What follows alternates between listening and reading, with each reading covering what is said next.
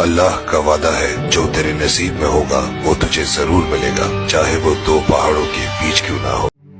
امام حسین کی شہادت کے بعد جب آل رسول کو قید کر کے امام حسین کے سر کو کاٹ کے نیزے پہ بلند کر کے شام کی طرف لے جایا گیا تو جہاں جہاں سے یزید کا قافلہ گزر رہا تھا لوگ پوچھ رہے تھے کہ یہ کس کا سر ہے اور یہ بیبیاں کون ہیں۔ جس کو بھی معلوم ہو کہ یہ رسول اللہ کا خاندان ہے تو ہر کوئی دل ہی دل میں ان ظالموں پہ لعنت کرتا رہا اور کوشش یہ تھی کہ یہ لعین ہمارے شہر نہ رکے۔ تو ویسے ہی چلتے چلتے جب یزید کا قافلہ شہر کرتان تک پہنچا تو وہ لوگ پہلے سے ہی باخبر ہو چکے تھے کہ فوج یزید نے اللہ کے رسول کے نواسے کو قتل کیا ہے، آل محمد کو قید کیا ہے، تو انہوں نے اپنے شہر کے دروازے بند کیے ہوئے تھے۔ قافلہ شہر کے باہر رک گیا اور درخت کے سائے میں یزید کے سپاہی سونے لگے۔ جب رات ہونے لگی تو راہب قریب آتا ہے اور دیکھے کہ ایک نورانی سر ہے جس پہ آسمان سے فرشتے آ کے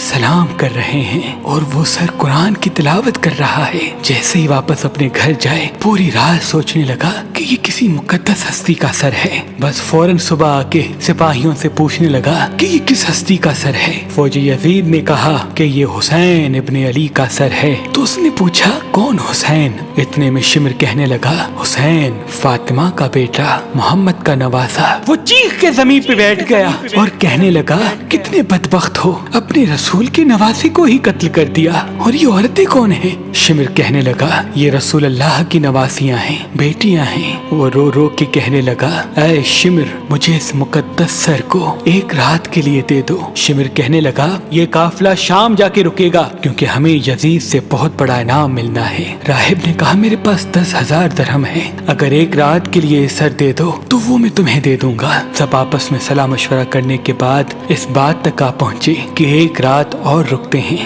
بالآخر ان ظالموں کو 10,000 درہم دے کے راہب امام حسین علیہ السلام کا سر لے کے اپنے گھر آ گیا اور ایک پتھر پہ آ کے اس سر کو رکھا اور زاروں قطار رونے لگا۔ اتنے میں امام حسین علیہ السلام کے سر سے آواز آئی اے راہب یاد کر جب تو اولاد کی دعا کروانے کے لیے میرے نانا کے پاس آیا تھا اور تمہارے مقدر میں اولاد نہیں تھا، میں نے اللہ سے دعا کی، اللہ نے تجھے 7 بیٹے عطا کر دیے اور تم نے کہا تھا کہ ایک مرتبہ میرے گھر آنا۔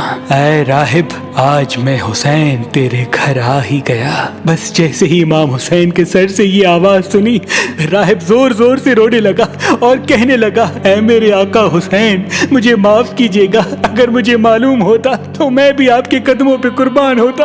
امام حسین نے فرمایا اے راہب اللہ کی مرضی یہ ہے کیونکہ اللہ کا دین میرے خون سے زندہ ہونا تھا۔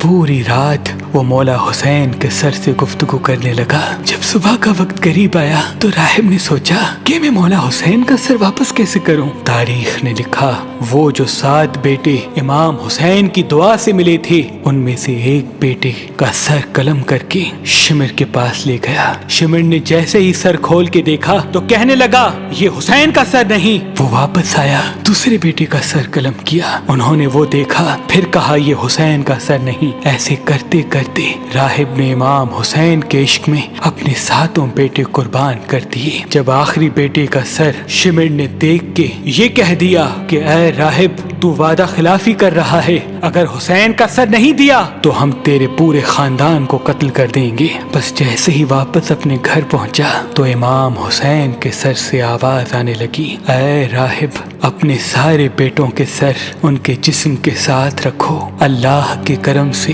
تمہارے سارے بیٹے زندہ ہو جائیں گے، اور میرے سر کو اٹھاؤ فوج یزید کے حوالے کر دو، کیونکہ یہ اللہ کی مرضی ہے، ہمیں شام تک پہنچنا ہے اور ہر گلی ایک ایک بازار سے گزر کے قرآن کی تلاوت سنانی ہے، میری بہن زینب کو خطبے دینے ہیں اور ایک ایک بازار سے گزرتے ہوئے اسلام کی تبلیغ کرنی ہے، تو بس راہب نے اپنے تمام بیٹوں کے سر ان کے جسم پر رکھے اور اللہ کے کرم سے وہ سارے کے سارے بیٹے زندہ ہو گئے۔ پھر روتا ہوا امام حسین کے سر مبارک کو فوج یزید کے حوالے کرتا ہے اور کہتا ہے کہ کتنے بدبخت ہو تم کہ اپنے رسول کے نواسے کو قتل کرتے ہو، ان کی بیٹیوں کو قید کرتے ہو، ان پہ ظلم کرتے ہو۔ تمہارا یہ ظلم قیامت تک تمہارے لیے لعنت بن جائے گا۔ آج بھی اس پتھر سے خون نکلتا ہے جس پتھر پہ امام حسین علیہ السلام کے سر مبارک کو رکھا گیا،